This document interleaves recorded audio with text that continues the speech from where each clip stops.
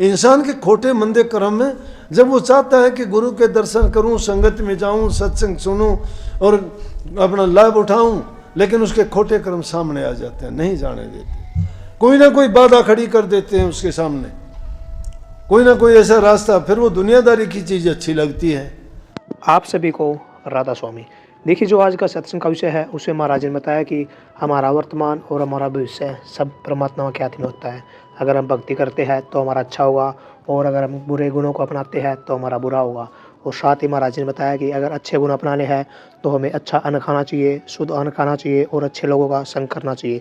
और अच्छे लोगों का संग हमेशा सत्संग से होता है, और सत्संग में जाने से ही हम अपनी बुद्धि को अच्छा कर सकते हैं, अपने मन को शुद्ध कर सकते हैं, और अपने विचारों को पवित्र कर सकते हैं। और साथ ही महाराज ने बहुत प्यारी प्यारी बातें सत्संग में बताई है, जो बातें अगर हम अपनाते हैं तो हमारा जीवन सार्थक, सफल और सुखमय बन जाएगा। तो चलिए, आपका कीमती समय लेते हुए सत्संग को शुरू करते हैं। कृपया इस प्यार भरे सत्संग को पूरा सुनकर पुण्य भागीदार अवश्य बनिए, और महाराज जी की हर बात को अपने जीवन में अवश्य उतारिए। राधा स्वामी। और उनमें सबसे पहले नाम का सुमन करना। सुमन भी किस प्रकार से करो कि किसी को बताना, सुनाना, दिखाने की जरूरत नहीं है। वो तो किसी को दिखाना, बताना तो इसलिए करते हैं कि ऊंचे ऊंचे महल चलाते हैं कि दूसरे लोग कहेंगे कि इसका बहुत अच्छा है। अच्छे अच्छे कपड़े पहनोगे कि दूसरों को ये लगेगा अच्छे कपड़े हैं। हमें किसको दिखाना है? वो नाम से अपना अंतर सिजाना है, वो दिखाने की चीज़ नहीं है। और जिसने भी नाम की भक्ति की ना, उन्होंने छिपाया, किसी को बताया नहीं। पर दादू साहब कहते हैं कि काहे रे बकवाद लाई हो, जिन हरी पाई हो तिन ही छिपाई हो। कि क्यों बकवास करते हो खाम खा की? जिसने भी परमात्मा को पाया उसने छिपा लिया, बताया ही नहीं, वो तो गुप्त चुप हो गया। रास्ता बड़ा सुलभ है, बड़ा सौखा है, कोई कष्ट नहीं है उसमें। एक बार रास्ते में चलते हुए तो ये है, क्योंकि दुनियादारी की जिस रास्ते पे चले जा रहे हैं वो सौखा अब लगता है, क्योंकि उस पर चलते चलते हमें सदियां बीत गई, जन्म बीत गए, इसलिए हमें वो कठिन नज़र नहीं आता। लेकिन उस रास्ते को छोड़ के वो नया काम जब करना चाहते हो ना, फिर तो हमें बहुत कष्ट होता है। क्यों? इसमें तो पाबंदियाँ होगी, ना मर्जी का खा सकते, ना मर्जी की बात बोल सकते। जो चीज़ खुले आराम से करने की इजाज़त थी वो अब नहीं कर पाएंगे। ना झूठ बोलते, ना निंदा कर सकते, ना चोरी कर सकते, ना किसी को बुरा भला बोल सकते, तो बड़ा कठिन हो जाता है। इसलिए वो रास्ता तजना पड़ेगा। इस प्रवचनों को, उस जीवन को छोड़ के एक नए जीवन में प्रवेश करना है। उस बुराई को त्याग के अच्छाई की ओर चलना है। वो हमारा जब तक बदलाव नहीं होता है तब तक समझो कि हम खाली रह जाते हैं, तो हमारा ये जीवन का सफ़र बेकार चला जाता है। जो पूंजी हम लेके आए थे मालिक से, वो हमने बर्बाद कर दी। ब्याज भी गया, मूल भी गया, और खाली हाथ आए थे, खाली गए। क्या किया हम आए कर, क्या करेंगे जाए, इतके भय न उतकर चाले मूल गंवाए। क्या किया हमने यहाँ आके, और क्या करेंगे जाके वापिस? ना हम वहाँ के रहे, ना यहाँ के रहे। जो मूल था वो भी हमने गंवा दिया। इसलिए जब तक हमारे पास ये मूल है, कोई मूर्ख होगा जो अपनी जमा पूंजी को बर्बाद करके जाता है, लेकिन जो हर आदमी चाहता है कि उससे वो लाभ उठाए, परंतु इंसान ये गलती करता है, वो अपने जीवन को उसी प्रकार से बर्बाद करता है जो जिस प्रकार से कोई मूर्ख या अनजान अपनी पूंजी को बर्बाद कर देता है। तो इसको पूरा लाभ उठाने के लिए गुरु की आज्ञा में रहते हुए नाम की कमाई करो, सुमन करो, ध्यान करो, अभ्यास करो। एकांत में जब भी जाओ, जरूरी नहीं है कि एकांत में जाने के बाद में आप जो तरीका ध्यान में बैठने का बताया उसी पे रहो। नहीं, चिंतन करो। उस टाइम पे वो ध्यान है तुम्हारा। वो ख्याल और विचार मन से ना जाने दो। चाहे तुम लेट के करो, सोचो कि आखिर जिंदगी का नतीजा क्या होगा, मैंने क्या किया, क्या करना चाहिए था, क्यों नहीं करता मैं, मेरे कौन से। कई है ना, शब्द में गाया करते हैं, मेरे पाप कर्म ही मुझको न तुझसे मिलने देते हैं, जब चाहूँ मैं दर्शन करना रोक मुझे वो लेते हैं। इंसान के खोटे मंदे कर्म में जब वो चाहता है कि गुरु के दर्शन करूं, संगत में जाऊं, सत्संग सुनूं और अपना लाभ उठाऊं, लेकिन उसके खोटे कर्म सामने आ जाते हैं, नहीं जाने देते। कोई ना कोई बाधा खड़ी कर देते हैं उसके सामने, कोई ना कोई ऐसा रास्ता, फिर वो दुनियादारी की चीज़ अच्छी लगती है, वो रोक लेती है रास्ता। जो अच्छी चीज़ लेने के लिए जाता था वो एक छोटी सी चीज के लिए कहीं ना कहीं और ही भटक के रह जाता है।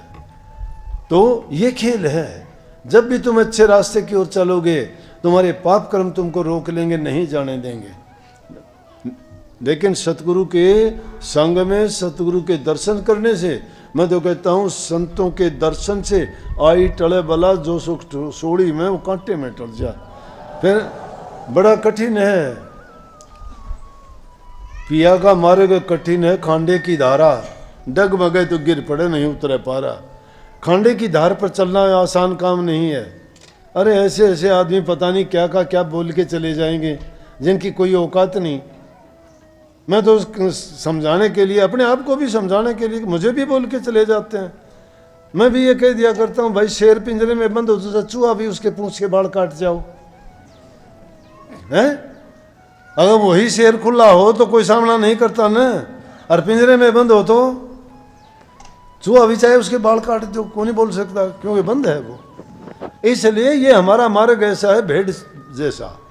भेड़ जैसा कोई पकड़ के ले जाओ, कोई ऊन तार लो, कोई काट लो, कोई मार लो, कोई लठ मार दो, बेचारी प्या प्या तो कर सकती है और उसका जोर कुछ चलता नहीं है।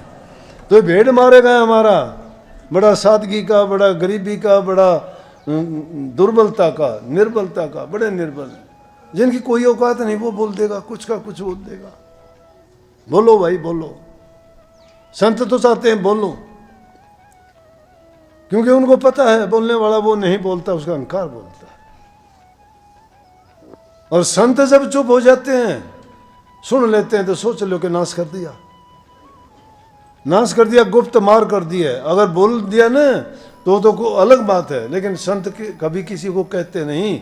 और संत जब चुप हो जाते हैं तो समझो कि गया, कि वो गुप्त मार उसको बख्शेगी नहीं, मार देगी। तो संसारी लोग हार जीत का खेल खेलते हैं, संत हमेशा हार को अपनाते हैं, जीत को नहीं। तो हमारी कोई हार जीत नहीं है, हमारी तो बल्कि हार ही हार है, हार में खुश हैं। संसारी हारे, संसारी जीते भले और संत लोग हारे भले, क्योंकि हारे तो हरते मिले, जीतते जम के द्वार गए। जो जीतने वाले तो जम के द्वार जाते हैं और हारे हुए तो हरि से मिलते हैं। इसलिए कभी भी दुनियादारी के लोगों का मुकाबला करने की ना सोचो। कोई कहता है कह जान दो, कहते को कह जान दे, गुरु की सीख तू ले। गुरु क्या सीख देता है कि कहते को कहने दो, कहते को कह जान दे, गुरु की सीख तू ले। गुरु की ये सीख है कि जो कह के जाना, उसमें तुम्हें कोई तुम्हारा घाटा नहीं किया। दुष्टजन और स्वान को बाहर जवाब ना दे, दुष्ट को और कुत्ते को बाहर के जवाब ना दो। कुत्ते ने बोलोगे दूना वाह वाह करेगा, और दुष्ट को बोलोगे ना तो मारने में तैयार हो जाएगा। इसलिए उन्हें कह जाने दो, चुप में भला है, एक चुप सो सुख। बोलन नालव चुप चंगेरी, चुप विच सो सो पड़दा। शाह मंसूर ने एक सच आख्या, ओ सोड़ी ते चढ़दा। तो कभी भी इन बातों में ना पड़ो, तुम अपने काम में लगे रहो, वो बाधा पैदा कर देंगे। नहीं तो ऐसे लोग, उन बातों को जो बीत गई उसको दिमाग से निकालो, गई वो बात, वो अब नहीं आने की, वो बीत चुकी है, उस पर पर्दा डाल दो, भूल जाओ। अगर याद रखोगे तो तुम्हें रह रह के दुख देगी वो बात, नहीं, उनको भुला देने में फायदा है। कभी याद न, अच्छी बात हो तो लाख बार याद करो, गुरु की बात है तो हमेशा याद रखो। दुनियादारों की जो बात है, छल की, कपट की, बेईमानी की, दुख दर्द पीड़ा की, कभी याद ना करो, क्योंकि उससे ऊपर उठना है हमें, कमल के फूल की तरह से। कमल का फूल कीचड़ में होता है, कीचड़ कितना भी चढ़ जाओ, पानी कितना भी चढ़ जाओ, वो उससे ऊपर चलता रहेगा, नीचे नहीं जाएगा, डूबेगा नहीं। तो उस कमल के फूल की तरह से डूबना नहीं, उसके ऊपर ऊपर रहना है, नीचे रहने दो, कीचड़ नीचे ही रहता है। अच्छी बातों को अपनाना चाहिए, जो भी सुनते हो और अपने जीवन में अपना के उन पर अमल करना चाहिए। जीवन तुम्हारा उन्हीं बातों से संभरेगा और वही तुम्हें लाभ देंगी। तो गणेश साधन से रोजाना आपको मिलते रहते हैं, सुना करो सत्संग, लेकिन सत्संग सुन के अपनाया करो। मुझे इस बात की बहुत खुशी है, ये नहीं मानता मैं कि आप अपनाते नहीं, खूब अपनाओ, प्यार भी बहुत करते हो, मैं भी बहुत प्यार करता हूँ। कभी ये सोचते हो, वो एक सांप था, सांप, वो गांव वाले घर लड़िया करता, उनका रास्ता पड़े था। एक महात्मा एक दिन जान लग रहा था रास्ते, गांव वाले बोले महात्मा जी इस रास्ते ना जाओ। बोले क्यों भाई? बोले बोले सांप से वो लट गया है। बोले सांप नहीं देखेंगे। गया तो सांप मिला, सांप चला। बोला भाई सांप है? बोला ओहो गुरु जी माफ़ करो। बोला कि माफ़ के करे, तेरे दिन गाँव वाले सारे परेशान से क्यों लड़या करे भाई तू? तेरे खौफ के मारे रास्ता भी छोड़ दिया। बोला गुरु जी नाम दे दो मन भी, मैं भी छोड़ दूंगा लड़ना। बोला ठीक है भाई। सांप था, गुरु ने उसको नाम की दीक्षा दी, आशीर्वाद दिया, सांप ने लड़ना छोड़ दिया। गाँव वाले आओ जाओ बोले अरे ये वो कौन लड़ता सांप? सब ने पता लग गया। कोई जा पोड़ी लान ने रस्सा बोले आया, वो सांप पड़ा उसके लगा के मरोड़ी रे पोड़ी लिया मैं, खोल के भगा दें फिर जा भाई। और कितनी जरूरत पड़े, उड़े उसने रस्से की ढाल में उसका गांडला तोड़ गिरा, बना दिया सन उसका, बेचारा अध मरिया हो गया वो। तो गुरुजी का आना जाना, गाँव वाले तो निहाल हो गए। गुरुजी आए कोई दिन के बाद में, उस रास्ते देखा तो सांप पड़ा शीश का। बोला के हाल भाई सांप है? ने बोला गुरुजी मार दिए। ने बोला अरे के बात है? ने बोला बात क्या? ने बोला मेरे बेटे निशा काम कर रखा है मेरा तो मन में उसे कोई ने बोला बरोटी बांधे से, कोई लाकड़ियाँ ही बरोटी बांधे, कोई पूड़ी बांध ले जाए, कोई गठड़ी बांधने में काम ले है। ने बोला फिर ठाके भगा दे हैं। ने बोला मेरी हड्डी हड्डी चस्के है, मेरे में नहीं रह रही हिम्मत। अच्छा नाम लिया मैंने। बोले भाई तो मैं तो न्यू कही थी लड़िए ना। ने बोला जी मैं कौन लड़ता? ने बोला मैं न्यू तो को नहीं कही, फूफा ना करिए। ने बोला फूफा कराया कर थोड़ी बहुत जब बच जाएगा। उसने क्या कराया सांप ने भाई, दूसरे दिन फिर गए, रास्ते में जान लग रहे थे और वो सांप का नहीं चल लिया, हाथ का लिया कि ओह नोला पर रोटी बांध ले चला। अच्छा नोला वो सांप पड़ा लिया। नोला रस्सा बोलियत की बात हुई, उसका नहीं हाथ का लिया, उसने फुकाड़ वाले नोला रही हो तो वो को नहीं भाई, यो नोला दूसरा से। तो इसलिए भाई फूफा तो थोड़ी बहुत मैंने करनी पड़े है। वो तो बुरा हो ना मानियो, और बाकी बहुत प्यार करूँ सो मैं, हम भी प्यार करो सो तो भक्ति कराया करो, नाम का सुमरण कराया करो, ध्यान अभ्यास किया करो, किसी का बुरा ना करो जिंदगी में, इतना कहना मेरा मानो। थारा बुरा करे उसका भी थम अच्छा करियो, थारा फिर अच्छा मैं करूँगा मेरी गारंटी से। मेरा अच्छा करनिया मेरे पास है, इसलिए कहूँ सू मैं। बहुत बहुत आशीर्वाद सबको। राधा स्वामी। सत्संग को पूरा सुनने के लिए का बहुत बहुत धन्यवाद। हम आशा करते हैं आपने सत्संग को बड़ा ही ध्यान से सुना होगा। तो जैसा ही प्यारे भक्तों आपने सत्संग में सुना, महाराज जी ने बताया कि जो इंसान गुरु के अंग संग रहता है वह इंसान कभी धोखा नहीं खा सकता, वह इंसान कभी ज़िंदगी में पीछे नहीं रह सकता। और जो इंसान सच्चे मन से गुरु की भक्ति करता है तो गुरु किस तरह उसको मंजिलों के पार तार देते हैं और किस तरह उसके जीवन में सुख लाते हैं और दुखों को दूर कर सकते हैं। और जैसा ही महाराज जी ने बताया कि जो इंसान अच्छे गुणों को अपनाता है, मन को पवित्र रखता है, उस पवित्र मन में ही सतगुरु का वास होता है और उसके घर में लक्ष्मी का वास होता है।